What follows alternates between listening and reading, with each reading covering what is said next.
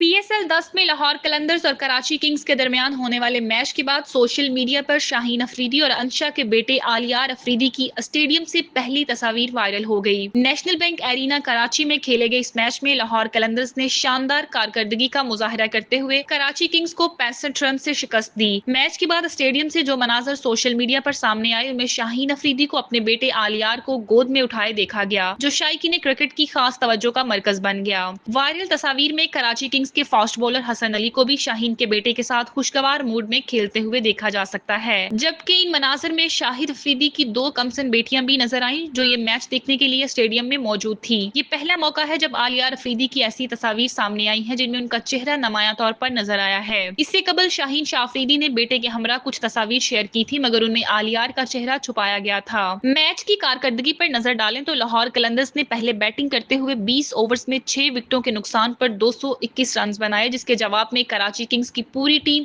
136 run पर all out हो गई। यूं लाहौर कलंदर्स ने मैच 65 रन से अपने नाम कर लिया।